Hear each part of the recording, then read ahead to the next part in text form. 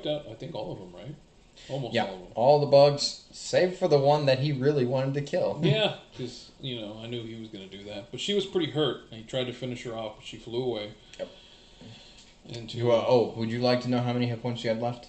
Like, legit? Because I did the math. Did you really? Yeah. How much did she have left? She had 5 hit points left. Motherfucker.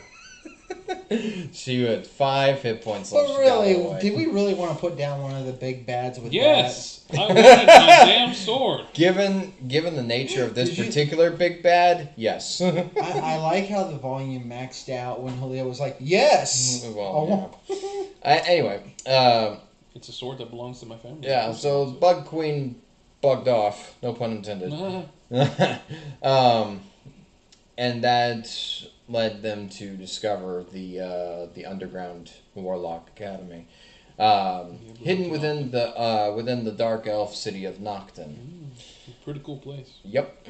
Oh yeah. Yep. That's when Varys met. Varys met a very unexpected family member named Varian. Yeah. It turned out he thought he was the only one left, just him and his sister. He didn't think that he had any other family aside from the hybrid mutated whatever bug creatures that he probably was going to put down at some point. Oh yeah, it's safe to assume at this point the sister sort of disappeared on us. Yeah, the sister did. Oh yeah, the sister disappeared, but more on her later. Cool little quirk thing with the Owensburg family. The firstborn children are always they're named with the letter V. Varys, Varian, firstborn. That was the thing. But yeah, he met his cousin. He was pretty excited about that. He was happy. Then his cousin got into trouble. Go figure. Yeah.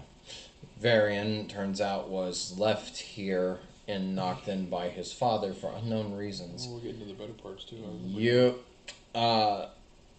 So, the group eventually, I forget, was this the part where Bart was brought back?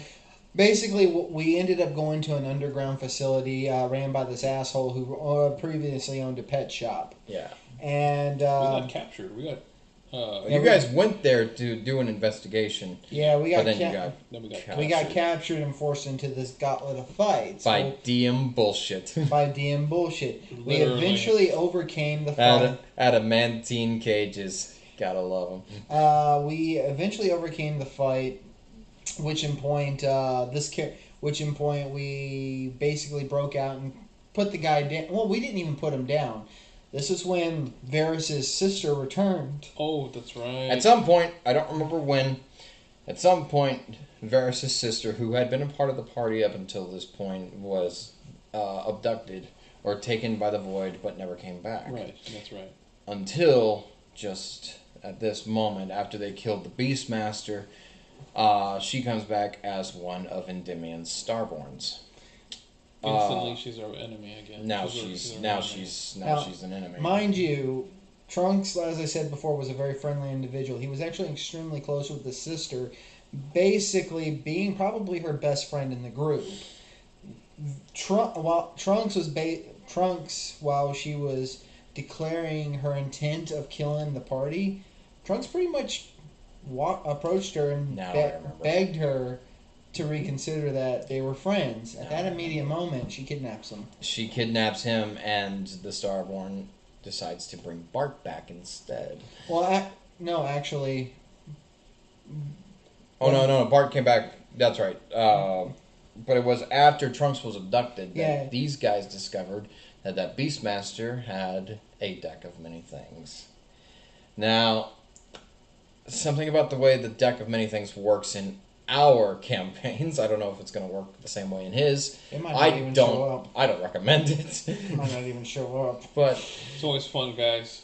Home rule with the deck of many things that we've done for 2 campaigns now is instead of declaring how many cards you're going to draw, you literally allow the players to draw and draw and draw and draw until the deck is gone. Essentially, the player will say, I'm going to draw these 2 cards. Chaos.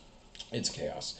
I'm going to draw these 2 cards. And then it goes around, once everybody's chosen, okay, yeah, I'm going to draw this many, I'm going to draw this many, I'm going to draw this many. Thing is that the individual cards themselves disappear, but not the entire deck. Not the entire deck. Which I don't think that's a thing in 5e anyways. I think that was a previous edition thing. No, it's in 5e also. Oh, okay. I think so. It disappears after one person decides after one person decides to draw a certain amount of cards. Okay. But with this system, with this home rule, which we're not going to do again. We're not going to do again, probably.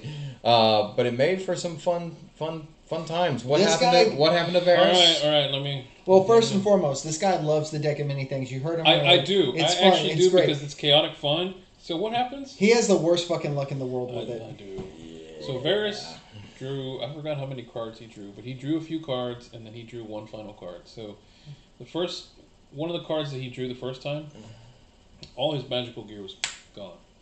He had a bunch of cool. I had nice guns. I had nice armor. I had a cool cloak. Gone. So he was so distraught finding out that his sister was now a Starborn, an enemy, an emotionalist, kind of a hybrid cyborg warrior thing. And the sister he grew up and wanted to save and protect wasn't there anymore. Was something different. He drew one final card, and I just so happened to pick the one fucking card that fucked me over for a while.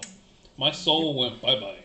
And so within so within the span of like 5 minutes, they lost their cleric. He got the void card. Yeah. So within the span of 5 minutes, they find out that one of their party members is now their enemy.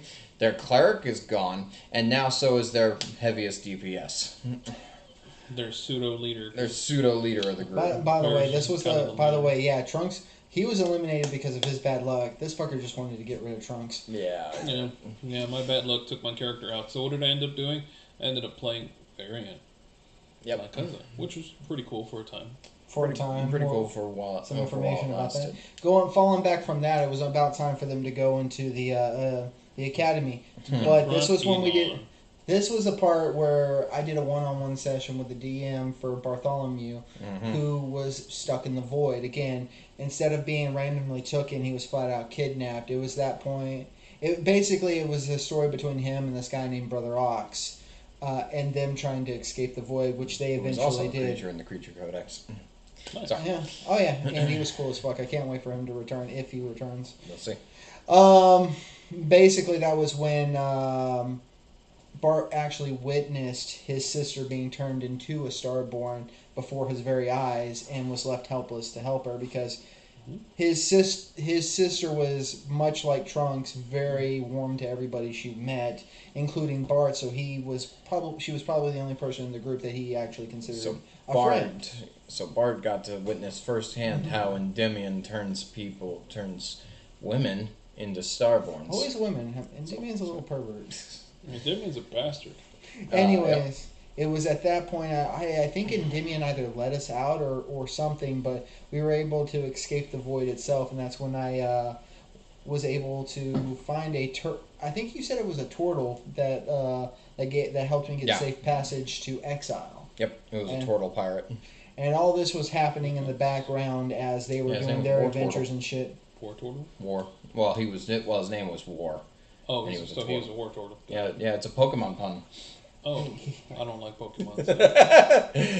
Anyway, that's actually okay. Go ahead, continue. Go ahead. But that's when Bartholomew eventually reconvenes with the party, and we were actually about to go into the it. academy. Then our newest player, our latest newest player, fresh face, new to the game. Period. The love of my life, Laura. She enters the story as Mahalia, the Dragonborn druid. Out of nowhere, actually. Out of nowhere, yeah. The void just dropped her because the void actually also serves as a good way to introduce new characters. Yeah, pretty much. So, the group descends down an elevator that takes them down to the underground academy. They're already underground, but they're going even deeper underground. Sports and outdoors. Yeah. And they are met at the entrance of the academy by Elon, who is smoking the Luna Flora. Fucking yeah, that's right, he did. Oh, I forgot you did that. The original idea was that Sean was supposed to leave the party, and it was supposed to be a dungeon with him as the final boss.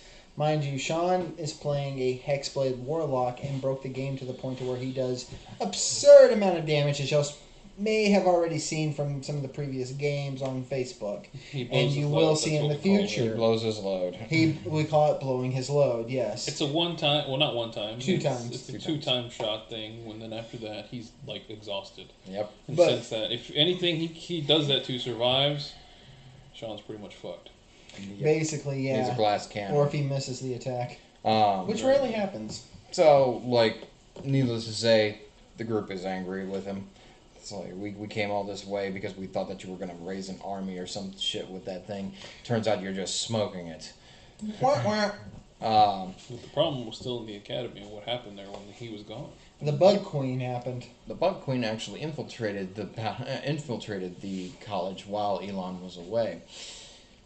And basically turned all the students inside the academy into nesting grounds.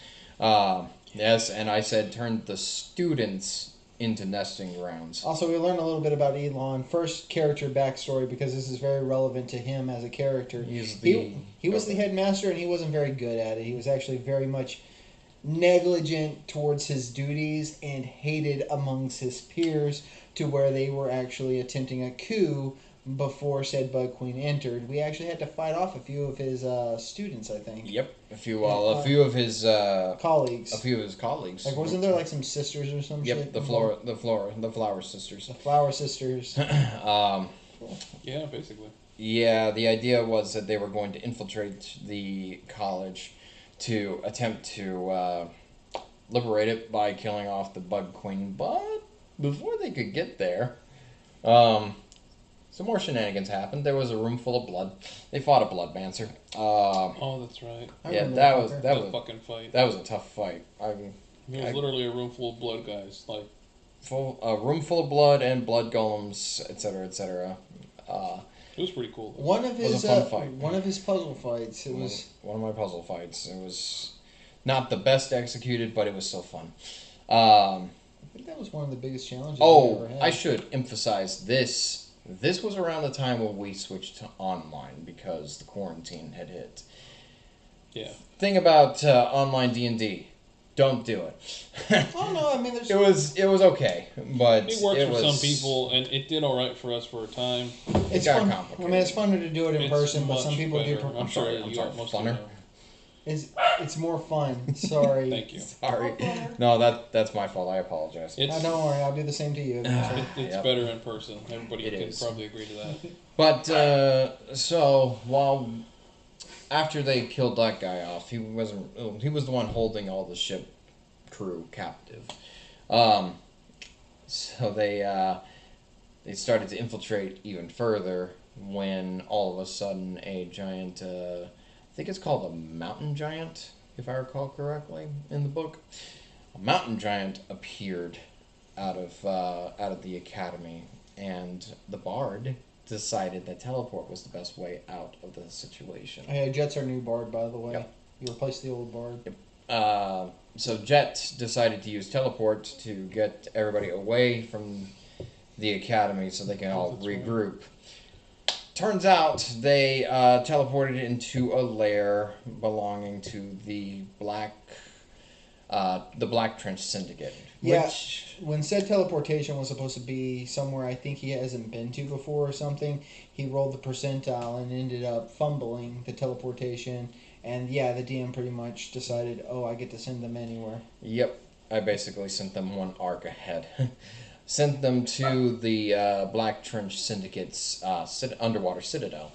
The Black Trench Syndicate is comprised entirely of illithids, or mind flayers, for those of you who don't know what those are. And it's at this point where they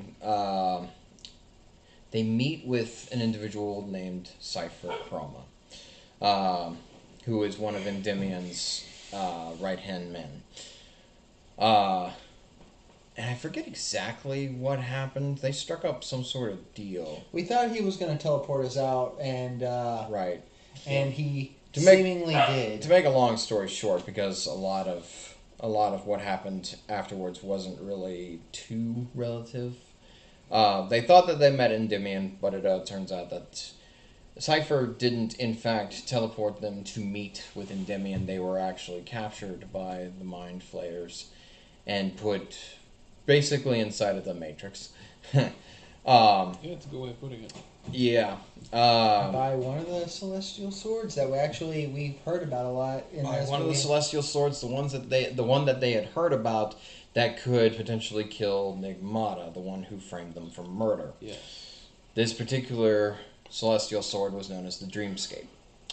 Now, the idea was that they could use the Dreamscape to kill Nigmata, but they had to find it. Nobody's been able to find it for like hundreds of years.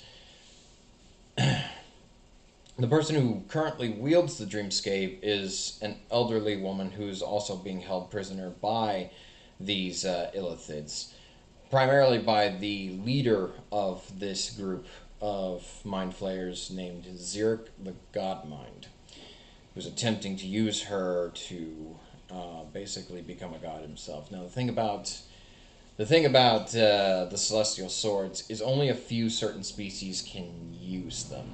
The Illithids, they ain't one of them. So, Zirk was attempting to control the girl, who could use the Dreamscape. So it became a matter of breaking out into the proper reality, and they journeyed through an entire temple full of Illithids and Mind Flayers, which became a really fun thing. And Varys then came back too. Varys came back too. Oh yeah, what happened to Varian? Yeah, what happened to Varian? What happened to Varian? What happened to Varian? Yeah, what happened to Varian? let's talk about how Julio went back to Varys real quick. Well, let's talk about the fact that he wasn't actually Varys for quite some time because he actually had to replace him with a Mandalorian, but yeah, I brought in an artificer after Varian. But something happened to Varian, and it required those same fucking cards that Julio loves so fucking much. Except it wasn't the Void. It was another one that Mind Away. It was basically another card that fucked the character over. That basically takes your character out of the game just as badly. Yeah, Varian drew one card, and that was the only card he ever drew. Bye, Varian. Varian went bye-bye. Varian went bye-bye. So then I had to bring in another character, because this is a theme. Varys does things. Varys does things. You guys don't even know how funny that is yet. No, yeah. So I played as an artificer for a while. Very much inspired by the Mandalorian. Yep. He actually helped them out through a few dungeons. Seraph, and then, right? Seraph, yes. Hello. Hello. Hey. So then, with Varian gone, and in this Black Citadel, they eventually find Varys in a tube, right? In one of the containment units. Yep. And they free him. So that's how I got Varys back. And then they go through the Black Citadel, the entire arc that goes on there. Lots of chaos, sneaking around. We fought a wall. Actually, we fought a couple walls. We fought a couple of walls. If you play Final Fantasy, it's kind of like that. We got to introduce new characters.